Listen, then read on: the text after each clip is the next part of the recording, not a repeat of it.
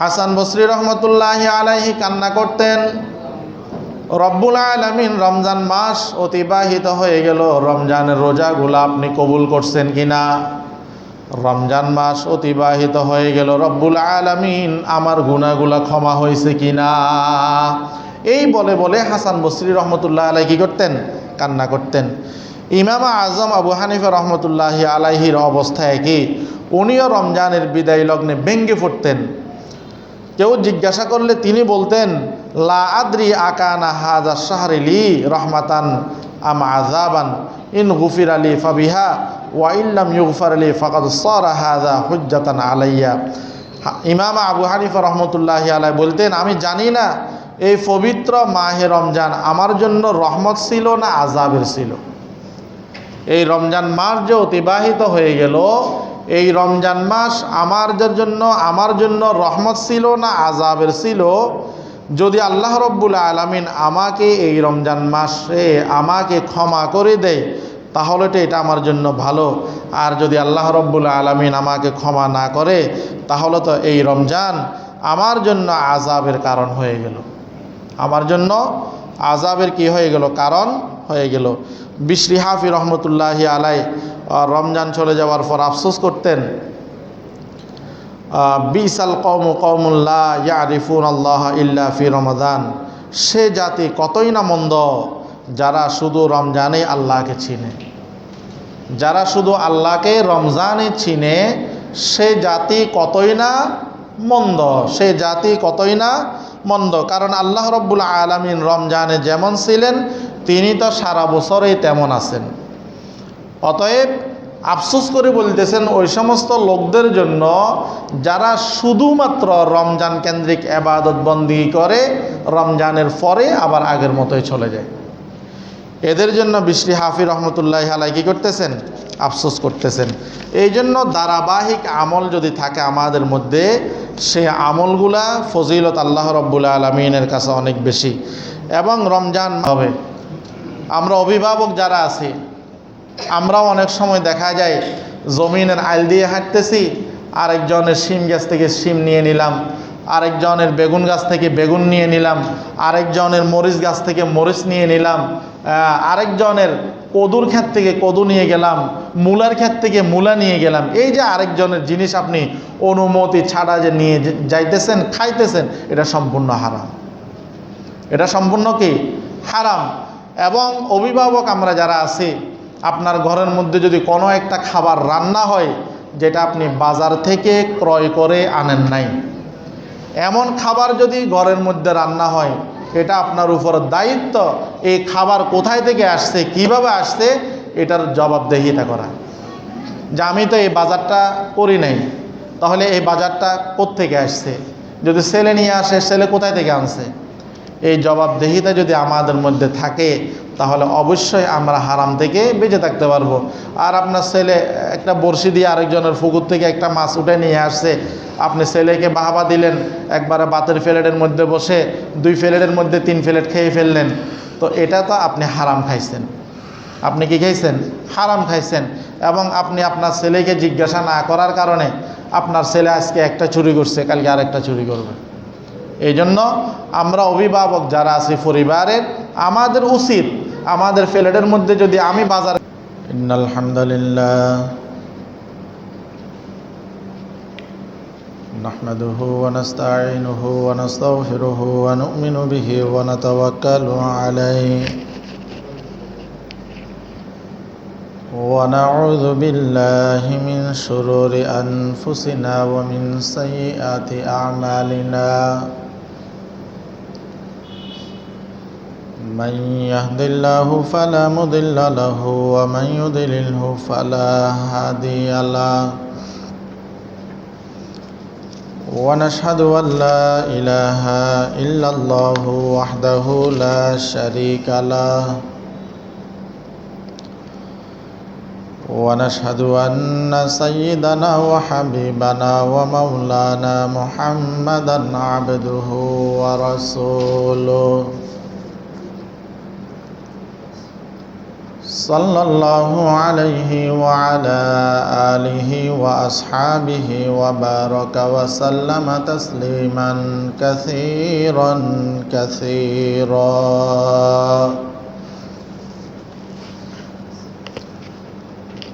أما بعد فأعوذ بالله من الشيطان الرجيم.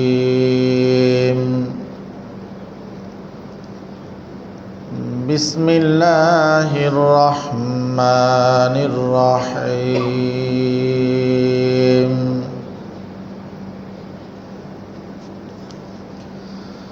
من جاء بالحسنة فله عشر أمثالها ومن جاء بالسيئة فلا يجزى إلا مثلها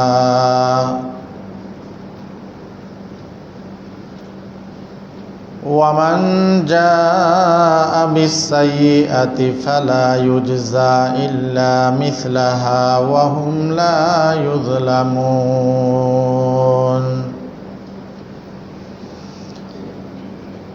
قال النبي صلى الله عليه وسلم: من صام رمضان ثم اتبعه ستا من شوال كصيام الدهر كله أو كما قال النبي عليه الصلاة والسلام.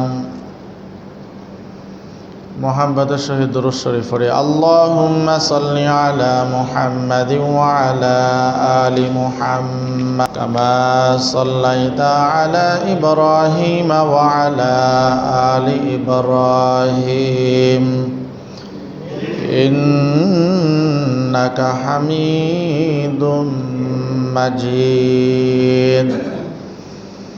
اللهم بارك على محمد وعلى آل محمد كما باركت على إبراهيم وعلى آل إبراهيم إنك حميد مجيد.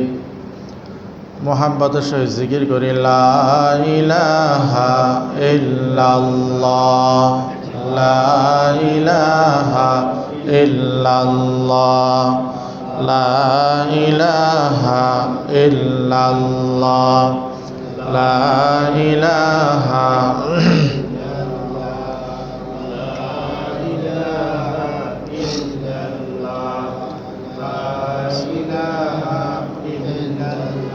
লা ইলাহা ইল্লাল্লাহু মুহাম্মাদুর রাসূলুল্লাহ সাল্লাল্লাহু আলাইহি ওয়াসাল্লাম। আলহামদুলিল্লাহ, মহান রব্বুল আলামিনের দরবারে অসংখ্য অগণিত শুকরিয়া যে মহান রব্বুল আলামিন আমাদেরকে পবিত্র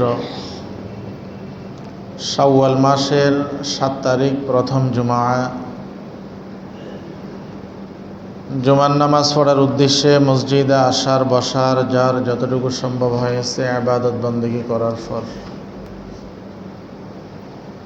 প্রতি জুমার নিয়ে সংক্ষিপ্ত সময়ে কিছু কথা বলার নিয়তে শোনার নিয়তে আল্লাহ রব্বুল আলামিন একত্রিত হওয়ার তৌফিক দান করেছেন। এই জন্যে মহান রব্বুল আলামিনের দরবারে আমরা শুকরিয়া আদায় করি আলহামদুলিল্লাহ। লক্ষ কোটি দরুদ ও সালামের হাদিয়া তাজদারে মদিনা সৈয়দুল মুরসালিন ইমামুল আম্বিয়া খাতামুন নবিয়্যিন রহমাতুল্লিল আলামিন জনাব মুহাম্মদুর রাসূলুল্লাহ সাল্লাল্লাহু আলাইহি ওয়াসাল্লামের উপর। পবিত্র মাহে রমজান আমাদের থেকে অতিবাহিত হয়েছে, মাত্র 7 দিন চলতেছে।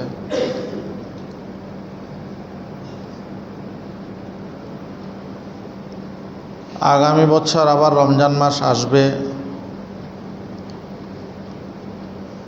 আমি আর আপনি আগামী বছর হায়াত পাবো কিনা সেটা একমাত্র আল্লাহ রব্বুল আলামিন ভালো জানেন। যেহেতু রমজান মাস আমাদের থেকে অতিবাহিত হয়ে গেছে, রমজান পরবর্তী আমাদের সময়টা কিভাবে কাটানো উচিত, সাহাবায়ে কেরাম কিভাবে কাটাইতেন, আমাদের পূর্বকার বুজুর্গানে দিন কিভাবে কাটাইতেন, এই বিষয়ে সংক্ষিপ্ত কিছু আলোচনা করব। বিশেষ করে রমজানের পরবর্তী সময়ে শাওয়াল মাসের মধ্যে 6টি রোজা আছে। এই 6টি রোজা সম্পর্কেও আমরা কিছু আলোচনা করব। ওয়ামা তৌফিক ইল্লা বিল্লাহ। মাহে রমজানের পর মানুষ দুই ভাগে বিভক্ত হয়ে যায়। প্রথম ভাগ, কিছু মানুষ আছে যারা রমজান মাসের মধ্যে যেভাবে আমল করেছে, গুনাহ থেকে বিরত থেকেছে,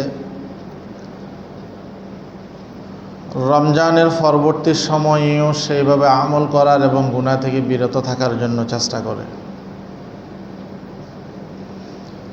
আর দ্বিতীয় প্রকারের লোক হলো যারা রমজানের আগে যেমন ছিল, রমজানের পরবর্তী সময়েও তারা তেমন হয়ে যায়। মধ্যখানে রমজান কেন্দ্রিক একটু পরিবর্তন হয়েছে এবং অনেক সময়, যদিও এটা মজার ছলে অনেকে বলে,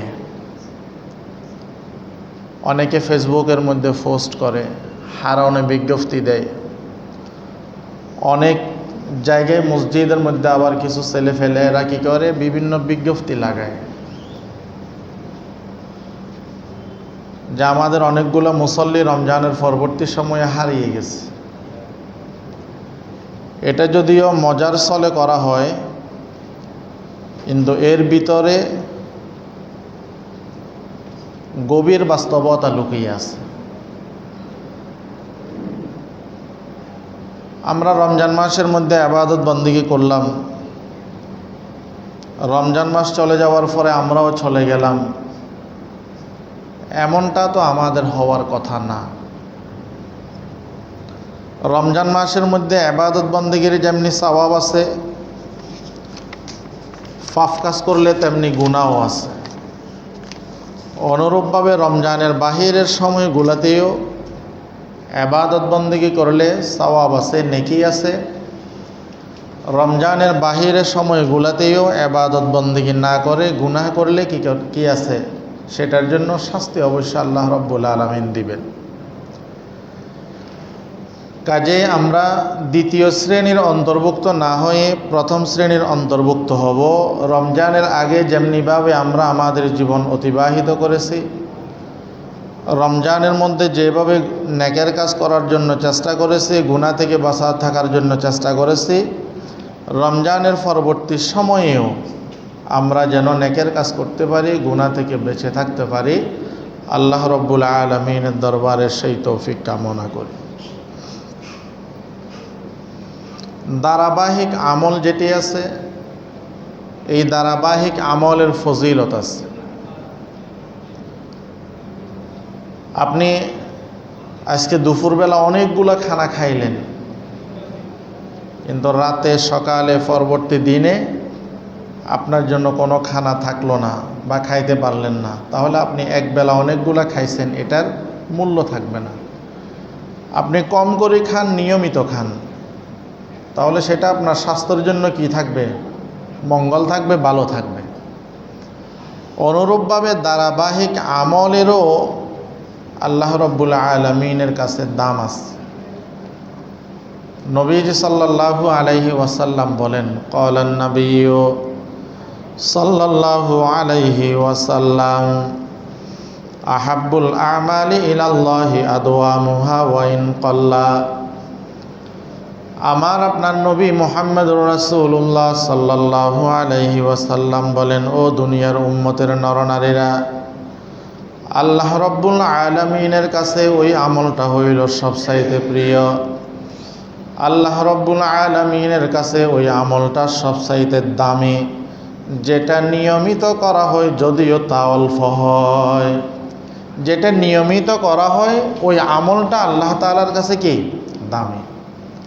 তো এই জন্য আমরা রমজানের আগে যেমনি ইবাদত বন্দেগী করেছি, রমজানের মধ্যে যেভাবে ইবাদত বন্দেগী করেছি, রমজানের পরবর্তী সময়গুলোর মধ্যেও সেইভাবে ইবাদত বন্দেগী আমাদের অব্যাহতি রাখা। এই ধারাবাহিক আমলের দাম আল্লাহ রব্বুল আলামিনের কাছে অনেক বেশি। আল্লাহ রব্বুল আলামিন কোরআনুল কারীমের সূরা নাহালের 92 নম্বর আয়াতের মধ্যে আল্লাহ রব্বুল আলামিন ইরশাদ করেন, ওয়ালা তাকুনু কাল্লাতী নাকাযাত গজলাহা মিন বাদি কুওয়াতিন আনকাসা। আল্লাহ রব্বুল আলামিন বলেন, তোমরা সে নারীর মতো হইও না যে নারী সুতা শক্ত করে ফাঁকায়। যে নারী সুতাকে কি করে শক্ত করে পাকায় আবার ছিঁড়ে ফেলে, তোমরা ওই নারীর মতো হইও না। অর্থাৎ কোনো আমল শুরু করার পর আমরা যেন আমলটা ছেড়ে না দিই। নামাজ ধরছি তো ধরছি, যেন আমাদের থেকে নামাজ না ছুটে। ইবাদত বন্দেগী ধরছি তো ধরছি, আমাদের থেকে যেন ইবাদত বন্দেগী না ছুটে। তো ওই মহিলার মতো হইতে নিষেধ করেছেন যেই মহিলা সুতা ফাঁকায় কিন্তু আবার কি করে ওই সুতাগুলো ছিঁড়ে ফেলে দেয়, তাহলে তার ফাঁকানির কোনো মূল্যই থাকলো না। তো এই জন্য আল্লাহ রব্বুল আলামিন আমাদেরকে বলেন, তোমরা সে নারীর মতো হইও না যে নারী সুতা শক্ত করে ফাঁকিয়ে আবার ছিঁড়ে ফেলে, আবার কি করে ছিঁড়ে ফেলে। অন্য আয়াতের মধ্যে আল্লাহ রব্বুল আলামিন বলেন, ওয়াবুদ রব্বাকা হাত্তা ইয়াতিকাল ইয়াকিন। আল্লাহ রব্বুল আলামিন বলেন, ও আমার বান্দা বান্দিরা, আল্লাহ রব্বুল আলামিন নবীকে সম্বোধন করে বলেন, হে নবী, মৃত্যু আসার পর্যন্ত আপনার রবের ইবাদত বন্দেগী করতে থাকেন। মৃত্যু আসা পর্যন্ত আল্লাহ তাআলার ইবাদত বন্দেগী করার জন্য বলেছেন। তো এই জন্য ধারাবাহিক যে আমল, সেই আমলের দাম আল্লাহ রব্বুল আলামিনের কাছে অনেক বেশি। হাদিসের মধ্যে আছে, আম্মাজান আয়েশা সিদ্দিকা রাদিয়াল্লাহু তাআলা আনহা বলেন, নবীজি সাল্লাল্লাহু আলাইহি ওয়াসাল্লাম নিজ জীবনের ধারাবাহিক আমলের প্রতি বেশি কি হইতেন, যত্নবান হইতেন। কানা রাসূলুল্লাহ সাল্লাল্লাহু আলাইহি ওয়াসাল্লাম ইযা আমিলা আমালান আযবাতাহু ওয়া কানা ইযা নামা মিনাল লাইল আও মারিদা সাল্লা মিনান নাহার সিনতাইনি আশারাতা রাকাআতান। আম্মাজান আয়েশা সিদ্দিকা রাদিয়াল্লাহু তাআলা আনহা বলেন, নবীজি সাল্লাল্লাহু আলাইহি ওয়াসাল্লাম সব সময় আমল করতেন। যদি কখনো ঘুমের কারণে অথবা অসুস্থতার কারণে রাত্রে কোনো আমল করতে না পারতেন, নবীজি সাল্লাল্লাহু আলাইহি ওয়াসাল্লাম সেটা দিনে পূরণ করে দিতেন। নবীজি সাল্লাল্লাহু আলাইহি ওয়াসাল্লাম অসুস্থতার কারণে অথবা ঘুমের কারণে রাত্রি যদি কোনো আমল ছুটে যেত, আম্মাজান আয়েশা সিদ্দিকা রাদিয়াল্লাহু তাআলা আনহা বলেন, নবীজি সাল্লাল্লাহু আলাইহি ওয়াসাল্লাম সেটা দিনে কি করতেন, আদায় করে দিতেন, দিনে আদায় করে দিতেন। তো ধারাবাহিক আমল এটা আল্লাহ রব্বুল আলামিনের কাছে দামি। এবং ধারাবাহিক আমলের দুইটা কি আছে, লাভ আছে। এক নম্বর হইল, আমল না করলেও আপনি সওয়াব পাবেন, আমল করতে না পারলেও আপনি কি পাইবেন, সওয়াব পাইবেন। একজন মানুষ নিয়মিত আমল করে, হঠাৎ উনি অসুস্থ হয়ে গেছে অথবা উনি সফরে বের হয়েছেন, মুসাফির। তো ওই ব্যক্তি মুসাফির হওয়ার কারণে, অসুস্থ হওয়ার কারণে ইচ্ছা থাকলেও অনেক আমল করতে পারে না। নবীজি সাল্লাল্লাহু আলাইহি ওয়াসাল্লাম বলেন, ক্বালা রাসূলুল্লাহি সাল্লাল্লাহু আলাইহি ওয়াসাল্লাম, ইযা মারিদাল আবদু আও সাফারা কুতিবা লাহু মিসলু মা কানা ইয়ামালু মুকিমান সহিহা।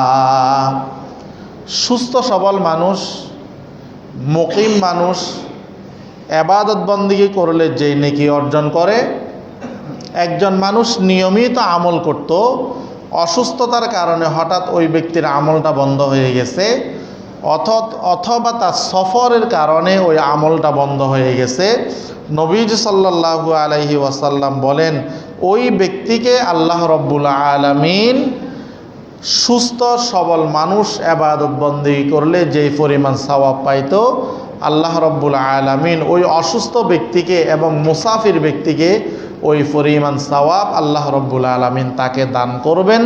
কেননা তার আমলটা ধারাবাহিক ছিল, মধ্যখানে অসুস্থতার কারণে আমলটা ছুটে গেছে, মধ্যখানে অসুস্থতার কারণে তার আমলটা কি ছুটে গেছে।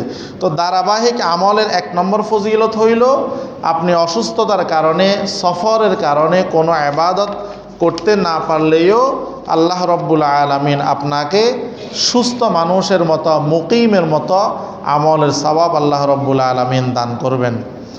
দ্বিতীয় নম্বর ফজিলত হলো আপনার ধারাবাহিক আমল যদি থাকে তো আল্লাহ রব্বুল আলামিনের দরবারে আপনার সেই আমলটা কবুল হয়, সেই আমলটা কি হয়? কবুল হয়। এবং আমল কবুল হয়েছে কি হয় নাই সেটা বোঝানোর জন্য আপনার আমলই যথেষ্ট। আপনি জোহরের নামাজ আদায় করলেন, আবার যদি আপনি আসরের নামাজ যদি আপনাকে যদি টেনে মসজিদে নিয়ে আসে, অথবা আপনি যদি আসরের নামাজটা পড়েন, তো বুঝতে হবে আপনার আগের আমলটা আল্লাহ রব্বুল আলামিন কবুল করেছেন। আপনার আগের আমলটা আল্লাহ রব্বুল আলামিন কবুল করেছেন বিদায় আপনাকে আবার নেক আমল করার কি করছেন? সুযোগ দান করছেন। এই জন্য হাসান বসরি রহমতুল্লাহি আলাইহি বলেন ইন্না মিন জাযাউল হাসানাতিল হাসানাতা বাদাহা, নেক আমলের প্রতিদান হলো তারপর আরেকটি নেক আমলের তৌফিক হওয়া। নেক আমলের প্রতিদান হলো তারপর আরেকটি নেক আমলের কি তৌফিক আল্লাহ রব্বুল আলামিন আপনাকে দেওয়া। আপনি একজন মানুষকে দান করছেন, এই দানটা কবুল হয়েছে কি হয় নাই, পরবর্তী সময়ে যদি আপনি আরও একজন মানুষকে যদি দান করেন তো বুঝতে হবে আপনার আগের দানটা আল্লাহ তাআলা কবুল করে আপনাকে আবার দান করার কি করে দিয়েছেন? সুযোগ করে দিয়েছেন। এবং রমজানের পরবর্তী সময়ে আমাদের আকাবির যারা, বুজুর্গানে দিন যারা, আমাদের পূর্বপুরুষ যারা, আল্লাহওয়ালা লোক যারা ছিল, এদের অবস্থা কেমন ছিল? মুআল্লা বিন ফজল রহমতুল্লাহি আলাইহি বলেন কানু ইয়াদউন আল্লাহ তাআলা সিত্তা আশহুরিন আই ইউবালগাহুম রমাদান সুম্মা ইয়াদউনাহু সিত্তা আশহুরিন আই ইয়াতাকাব্বালাহু মিনহুম। মুআল্লা বিন ফজল রহমতুল্লাহি আলাইহি বলতেছেন আমাদের পূর্ববর্তী বুজুর্গানে দিন যারা ছিল এরা 6 মাস পর্যন্ত আল্লাহ রব্বুল আলামিনের দরবারে দোয়া করত, আয় আল্লাহ আমার হায়াতে বরকত দান করেন, আমাকে রমজান পর্যন্ত হায়াত দেন, আমাকে রমজানে আপনি কি করেন? পৌঁছিয়ে দেন। এর পরবর্তী 6 মাস আল্লাহ রব্বুল আলামিনের কাছে দোয়া করতেন, আয় আল্লাহ রমজানের যে আমলগুলো করেছি ওই আমলগুলো আপনি কি করেন? কবুল করেন। আমাদের মুরব্বী যারা ছিলেন, পূর্ব বুজুর্গানে দিন যারা ছিলেন, এরা 6 মাস আল্লাহ রব্বুল আলামিনের দরবারে রমজানের জন্য প্রস্তুতি নিতেন এবং দোয়া করতেন। আর 6 মাস পরে ওই আমলগুলো আল্লাহ রব্বুল আলামিন যেন কবুল করে সেটার জন্য আল্লাহ রব্বুল আলামিনের দরবারে কেঁদে কেঁদে কী করতেন? দোয়া করতেন, কেঁদে কেঁদে দোয়া করতেন। হাসান বসরি রহমতুল্লাহি আলাইহির রমজান শেষ হয়ে গেলে উনি শুধু কাঁদতেন। উনি কী করতেন? কাঁদতেন। কি বলে কাঁদতেন? ইনকাদা রমাদান ওয়ালাস্তু আদরি আকুবিলা সৌমি আমলা ওয়া গুফিরা যামবি আমলা। হাসান বসরি রহমতুল্লাহি আলাইহি রমজান শেষ হয়ে গেলে কাঁদতেন, হায় রমজান শেষ হয়ে গেল, অথচ আমি জানি না আমার রমজানের রোজাগুলো কবুল হয়েছে কিনা। হাসান বসরি রহমতুল্লাহি আলাইহি কান্না করতেন, রব্বুল আলামিন রমজান মাস অতিবাহিত হয়ে গেল, রমজানের রোজাগুলো আপনি কবুল করছেন কিনা? রমজান মাস অতিবাহিত হয়ে গেল, রব্বুল আলামিন আমার গুনাহগুলো ক্ষমা হয়েছে কিনা? এই বলে বলে হাসান বসরি রহমতুল্লাহ আলাইহি কী করতেন? কান্না করতেন। ইমাম আজম আবু হানিফা রহমতুল্লাহি আলাইহির অবস্থা একই, উনিও রমজানের বিদায় লগ্নে ব্যঙ্গে পড়তেন। কেউ জিজ্ঞাসা করলে তিনি বলতেন, লা আদ্রি আকানা হাযা শাহরি লি রাহমাতান আম আযাবান, ইন গুফির আলী ফাবিহা ওয়া ইল্লাম ইউগফার আলী ফাকাদ সারা হাযা হুজ্জাতান আলাইয়া। ইমাম আবু হানিফা রহমতুল্লাহি আলাইহি বলতেন, আমি জানি না এই পবিত্র মাহে রমজান আমার জন্য রহমত ছিল না আযাবের ছিল। এই রমজান মাস যে অতিবাহিত হয়ে গেল, এই রমজান মাস আমার জন্য রহমত ছিল না আযাবের ছিল। যদি আল্লাহ রব্বুল আলামিন আমাকে এই রমজান মাসে আমাকে ক্ষমা করে দেয়, তাহলে তো এটা আমার জন্য ভালো। আর যদি আল্লাহ রব্বুল আলামিন আমাকে ক্ষমা না করে, তাহলে তো এই রমজান আমার জন্য আযাবের কারণ হয়ে গেল, আমার জন্য আযাবের কি হয়ে গেল, কারণ হয়ে গেল। বিশরি হাফি রহমতুল্লাহি আলাই রমজান চলে যাওয়ার পর আফসোস করতেন, বিসাল কওমু কওমুল লা ইয়ারিফুনাল্লাহ ইল্লা ফি রমাদান। সে জাতি কতই না মন্দ যারা শুধু রমজানে আল্লাহকে চিনে। যারা শুধু আল্লাহকে রমজানে চিনে, সে জাতি কতই না মন্দ, সে জাতি কতই না মন্দ। কারণ আল্লাহ রব্বুল আলামিন রমজানে যেমন ছিলেন, তিনি তো সারা বছরেই তেমন আছেন। অতএব আফসোস করে বলতেছেন ওই সমস্ত লোকদের জন্য যারা শুধুমাত্র রমজান কেন্দ্রিক ইবাদত বন্দেগী করে, রমজানের পরে আবার আগের মতোই চলে যায়। এদের জন্য বিশরি হাফি রহমতুল্লাহি আলাইহি কি করতেছেন, আফসোস করতেছেন। এই জন্য ধারাবাহিক আমল যদি থাকে আমাদের মধ্যে, সে আমলগুলা ফজিলত আল্লাহ রব্বুল আলামিনের কাছে অনেক বেশি। এবং রমজান মাসের মধ্যে আমরা যে সমস্ত আমলগুলো করছি, রমজানের পরবর্তী সময়ে যেন সেই আমলগুলো, অভ্যাসগুলো আমাদের মধ্যে থাকে। যেমন রমজান মাসের মধ্যে আমরা ইবাদত বন্দেগী করছি, সেই ইবাদত বন্দেগীর ধারাবাহিকতা যেন আমাদের মধ্যে থাকে। রমজান মাসের মধ্যে আমাদের অনেকগুলা বদ অভ্যাস ছিল, সেইগুলা আমরা রমজানে যেমনিভাবে পরিহার করছি, আমরা রমজানের বাহিরের সময়গুলোর মধ্যেও সেগুলো আমাদেরকে কী করতে হবে, পরিহার করতে হবে। বিশেষ করে একটা বদ অভ্যাস, সেটা হইল যে ধূমপান। এটা সম্পর্কে অনেক বিস্তারিত আলোচনা আছে। আমরা যদিও এটাকে মাকরুহ বলি, কিন্তু বর্তমান চিকিৎসা বিজ্ঞান এবং ফুকাহায়ে কেরাম এটার ক্ষতির দিক থেকে বিবেচনা করে এই ধূমপানকে, এটাকে সম্পূর্ণ হারাম বলেছেন।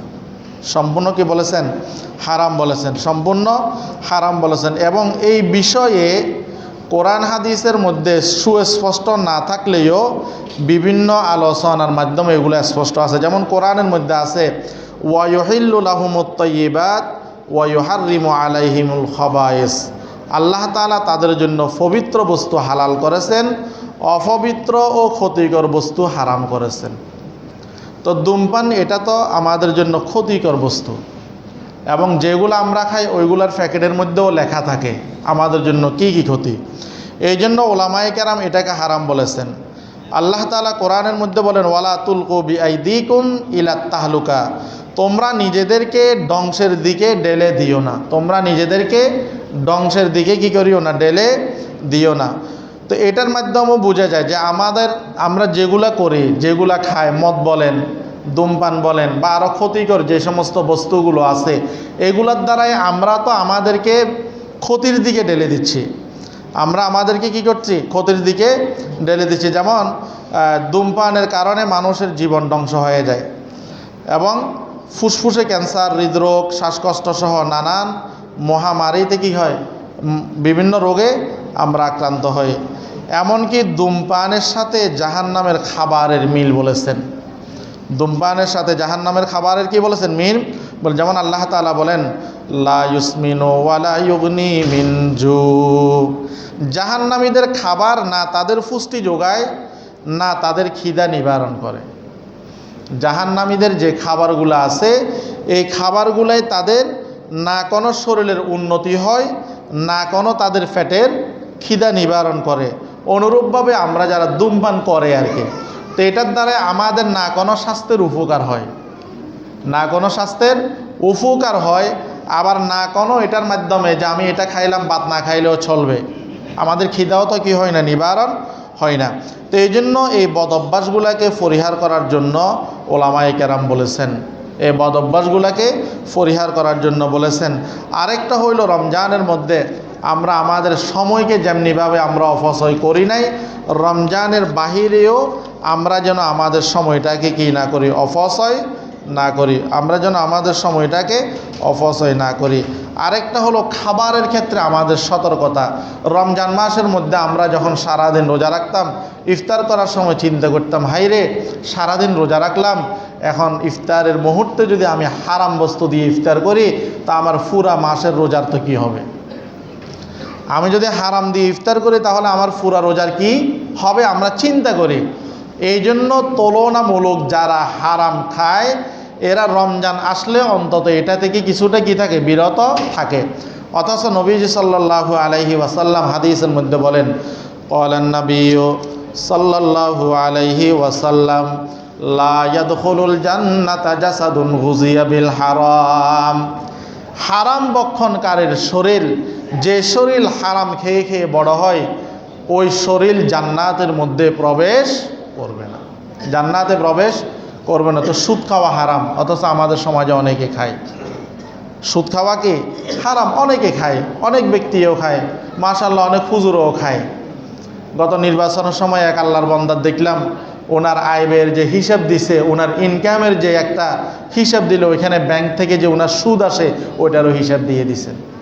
তো এই জন্য সুদ এটা হুজুরদের জন্য হালাল, অন্যদের জন্য হারাম এমন না। সুদ এটা সবাই হারাম, সুদ এটা সকলের জন্য কি হারাম। এই জন্য সুদ এটা মারাত্মক এক গুনাহের নাম।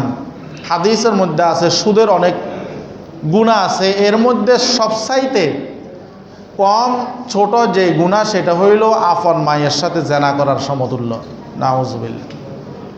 অথচ এটা আমাদের সমাজের মধ্যে আজকে একেবারে প্রকাশ্য, এবং অনেক ধর্মীয় প্রতিষ্ঠান, মাদ্রাসা বলেন, মসজিদ বলেন, এগুলো পর্যন্ত সুদের সাথে জড়িত, এগুলো পর্যন্ত সুদের সাথে জড়িত। অনেক মাদ্রাসা শিক্ষকদের দেখা যায় ওই যে ব্যাংকের মধ্যে টাকা রাখছে, সেখান থেকে টাকা আসতেছে, ওইগুলো থেকে মাদ্রাসা শিক্ষকদের বেতন দিচ্ছে, মসজিদের ইমামদের বেতন দিচ্ছে।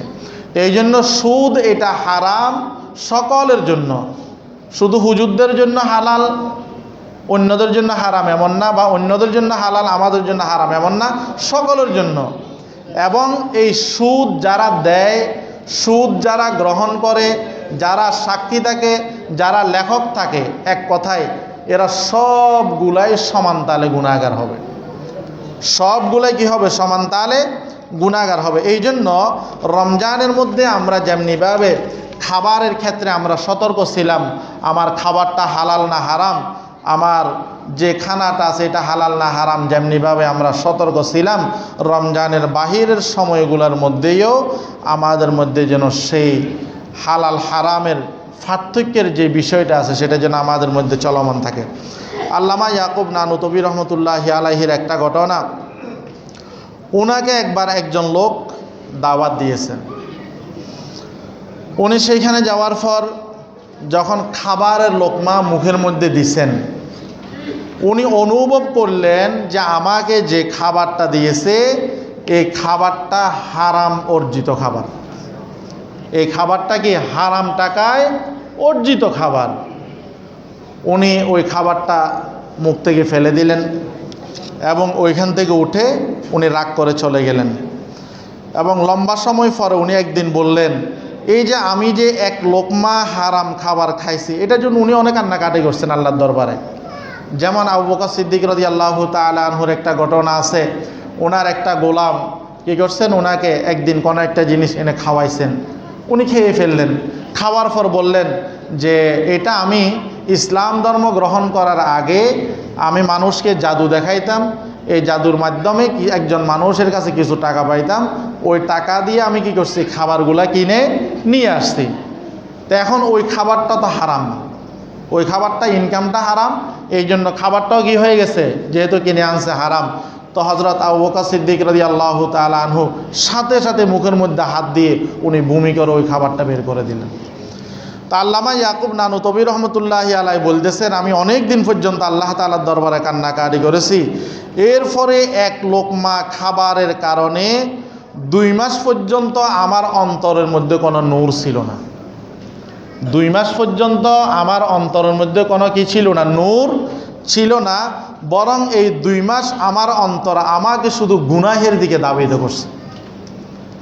এই 2 মাস পর্যন্ত আমার অন্তর আমাকে শুধু বারবার টেনে কোথায় নিয়ে যাইতো, গুনাহের দিকে নিয়ে যাওয়ার জন্য চাইতেন। তো এক লোকমা খাবারের কারণে, হারাম খাদ্যের কারণে উনি 2 মাস পর্যন্ত বলতেছেন আমার এই অবস্থা। তা আমরা তো কত যে হারাম খাইতেছি এর কোনো হিসেব আমাদের মধ্যে নাই। এই জন্য নবীজি সাল্লাল্লাহু আলাইহি ওয়াসাল্লাম বলেছেন, লা ইয়াদখুলুল জান্নাতা জাসাদুন গুজিয়া বিল হারাম, হারাম বক্ষণকারীর শরীর বেহেশতে প্রবেশ করবে না। হারাম বক্ষণকারী আল্লাহ রব্বুল আলামিনের দরবারে যতই দোয়া করুক, আল্লাহ রব্বুল আলামিন তার দোয়া কবুল করবে না। এই জন্য হারাম থেকে আমাদেরকে বেঁচে থাকতে হবে। আমরা অভিভাবক যারা আছি, আমরাও অনেক সময় দেখা যায় জমিনের আইল দিয়ে হাঁটতেছি, আরেকজনের শিম গাছ থেকে শিম নিয়ে নিলাম, আরেকজনের বেগুন গাছ থেকে বেগুন নিয়ে নিলাম, আরেকজনের মরিচ গাছ থেকে মরিচ নিয়ে নিলাম, আরেকজনের কদুর ক্ষেত থেকে কদু নিয়ে গেলাম, মূলার ক্ষেত থেকে মূলা নিয়ে গেলাম। এই যে আরেকজনের জিনিস আপনি অনুমতি ছাড়া যে নিয়ে যাইতেছেন, খাইতেছেন, এটা সম্পূর্ণ হারাম। এটা সম্পূর্ণ কি হারাম। এবং অভিভাবক আমরা যারা আছি, আপনার ঘরের মধ্যে যদি কোনো একটা খাবার রান্না হয় যেটা আপনি বাজার থেকে ক্রয় করে আনেন নাই, এমন খাবার যদি ঘরের মধ্যে রান্না হয়, এটা আপনার উপর দায়িত্ব এই খাবার কোথায় থেকে আসছে, কিভাবে আসছে, এটার জবাবদিহিতা করা। যে আমি তো এই বাজারটা করি নাই, তাহলে এই বাজারটা কোত্থেকে আসছে, যদি ছেলে নিয়ে আসে, ছেলে কোথায় থেকে আনছে, এই জবাবদিহিতা যদি আমাদের মধ্যে থাকে, তাহলে অবশ্যই আমরা হারাম থেকে বেঁচে থাকতে পারবো। আর আপনার ছেলে একটা বড়শি দিয়ে আরেকজনের পুকুর থেকে একটা মাছ উঠে নিয়ে আসছে, আপনি ছেলেকে বাহাবা দিলেন, একবারে বাতের প্লেটের মধ্যে বসে 2 প্লেটের মধ্যে 3 প্লেট খেয়ে ফেললেন, তো এটা তো আপনি হারাম খাইছেন। আপনি কি খাইছেন? হারাম খাইছেন। এবং আপনি আপনার ছেলেকে জিজ্ঞাসা না করার কারণে আপনার ছেলে আজকে একটা চুরি করছে, কালকে আরেকটা চুরি করবে। এই জন্য আমরা অভিভাবক যারা আছি পরিবারের, আমাদের উচিত আমাদের প্লেটের মধ্যে যদি আমি বাজার করি নাই এমন একটা খাবার যদি আসে, তো এই খাবারটা কোথায় থেকে আসছে এটার হিসাব নেওয়া, এটার কি করা, হিসাব নেওয়া। আল্লাহ তাআলা আমাদের সবাইকে তৌফিক দান করুক। তো আমি বিশেষ করে আরেকটা বিষয় আলোচনা করার ইচ্ছে ছিল, সেটি হলো রমজান মাসের পরে নবীজি সাল্লাল্লাহু আলাইহি ওয়াসাল্লাম বলেছেন, যে ব্যক্তি 6টা রোজা রাখবে, আলহামদুলিল্লাহ অনেকে হয়তো কয়েকটা রেখে দিয়েছেন, অনেকে ঈদের পর থেকে হয়তো রেখে দিছে। তো নবীজি সাল্লাল্লাহু আলাইহি ওয়াসাল্লাম বলেন, যে ব্যক্তি রমজানের রোজা রাখার পরে শাওয়াল মাসের মধ্যে 6টা রোজা রাখবে, ওই ব্যক্তি যেন পুরা বছরে রোজা রাখলো। সুবহানাল্লাহ। তো কোনো ব্যক্তি যদি রমজানের 30টা রোজা রাখার পরে, রমজানের পরে যদি 6টা রোজা রাখে, ওই ব্যক্তি 30 আর 6 36টা রোজা রাখলেও আল্লাহ রব্বুল আলামিন তাকে পূর্ণ বছর রোজা রাখার সমতুল্য সওয়াব দান করবেন। ক্বালান নবী সাল্লাল্লাহু আলাইহি ওয়াসাল্লাম, মান সামা রমাদান সুম্মা বাহু সিত্তাম মিন শাওয়াল কাসিয়ামিদ দাহার কুল্লুহু। নবীজি সাল্লাল্লাহু আলাইহি ওয়াসাল্লাম বলেন, কোনো ব্যক্তি রমজানের রোজা রাখলো, এরপরে 6টা শাওয়ালের রোজা রাখলো, ওই ব্যক্তি যেন পূর্ণ বছর রোজা রাখলো। কারণ আল্লাহ রাব্বুল আলামিন সূরা আনআমের 160 নম্বর আয়াতের মধ্যে বলেন, মান জাআ বিল হাসানাতি ফালাহু আশরু আমসালিহা ওয়া মান জাআ বিস সাইয়্যাতি ফালা ইউজজা ইল্লা মিসলাহা ওয়া হুম লা ইউজলামুন। আল্লাহ রাব্বুল আলামিন এই আয়াতের মধ্যে বলেন, আমার কোনো বান্দা যদি একটা ভালো কাজ করে, কমপক্ষে ওই একটা ভালো কাজের কারণে তাকে আমি 10টা নেকি দান করি। সুবহানাল্লাহ। আল্লাহ রাব্বুল আলামিন বলেন, আমার কোনো বান্দা বান্দি যদি একটা নেকের কাজ করে, ভালো কাজ করে, আমি কমপক্ষে ওই ব্যক্তিকে 10টা নেকি দান করি। অনুরূপভাবে কোনো ব্যক্তি যদি একটা গুনাহের কাজ করে, তো ওই ব্যক্তিকে আল্লাহ রব্বুল আলামিন একটা পাপের কারণে 10টা গুনাহ নয়, বরং একটা মাত্রই গুনাহ দেয়। এটা আল্লাহ রাব্বুল আলামিন বান্দাবান্দির উপর দয়া করেছেন। কারণ নেকের ক্ষেত্রে যেভাবে কমপক্ষে 10 দিয়েছেন, বদের ক্ষেত্রেও যদি ওইভাবে 10 দিয়ে দিত তো আমাদের বাঁচার আর কোনো উপায় থাকতো না। আমাদের বাঁচার কোনো উপায় থাকতো না। কারণ আল্লাহ রাব্বুল আলামিন বলতেছেন যে আমি কাহার উপর কি করি না, জুলুম করি না। এই জন্য নবীজি সাল্লাল্লাহু আলাইহি ওয়াসাল্লাম বলেন, ও আমার উম্মতের নরনারী, একটা রোজার বিনিময়ে যদি কমপক্ষে আল্লাহ রাব্বুল আলামিন তোমাকে 10 নেকি দান করেন, 30টা রোজার কারণে 300, একটা রোজার কারণে যদি কমপক্ষে 10 দান করেন, তো রমজানের 30টা রোজার কারণে 10 হিসাব করলে 300টা রোজার সমতুল্য সওয়াব পাইলা। আর 6টা যদি তুমি রোজা রাখো তো এই 6 10 60 মোট হইল 360। তুমি রমজানের রোজা এবং রমজানের পরে 6টা রোজা, মোট 36টা রোজা রাখলা। আর আল্লাহ রাব্বুল আলামিন সওয়াবের ক্ষেত্রে তোমাকে 360টা রোজার সওয়াব দিয়ে দিল। আরবি বছরের হিসাব হলো 360। আরবি বছরের হিসাব হলো 300 থেকে 60। তা আপনি যদি রমজানের পরে এই 6টা রোজা রাখেন, আল্লাহ রাব্বুল আলামিন আপনাকে পূর্ণ বছর রোজা রাখলে যে সওয়াব, ওই পরিমাণ সওয়াব আল্লাহ তাআলা আপনাকে কি করবেন, দান করবেন। হাদিসের মধ্যে আছে এই যে আমাদের উপর আল্লাহ তাআলা 50 ওয়াক্ত নামাজ ফরজ করেছিলেন, তো এরপরে আল্লাহ রাব্বুল আলামিন যেভাবেই হোক মুসা আলাইহিস সালাতু ওয়াস সালামের মাধ্যমে, নবীজির সাথে বারবার মোলাকাতের মাধ্যমে আমাদের জন্য সর্বশেষ 5 ওয়াক্ত নামাজ কি করেছেন, ফরজ করেছেন। নবীজি বলেন, আমার উম্মতের নরনারীরা যদি 5 ওয়াক্ত নামাজ সময় মতো আদায় করে তো আল্লাহ রাব্বুল আলামিন এদেরকে 50 ওয়াক্ত নামাজের সওয়াব দান করবেন। নবীজি সাল্লাল্লাহু আলাইহি ওয়াসাল্লাম অন্য হাদিসের মধ্যে বলেন, আমার উম্মতের নরনারীরা যদি কোরআনের একটা হরফ তেলাওয়াত করে তো আল্লাহ রাব্বুল আলামিন আমার ওই উম্মতের নরনারীকে কমপক্ষে 10টা নেকি দান করবেন। এই জন্য নবীজি বলেছেন, যারা রমজানের পরে শাওয়ালের 6 রোজা রাখবে, আল্লাহ রাব্বুল আলামিন ওই ব্যক্তিকে পূর্ণ বছর রোজা রাখার সমতুল্য আল্লাহ তাআলা সওয়াব দান করবেন।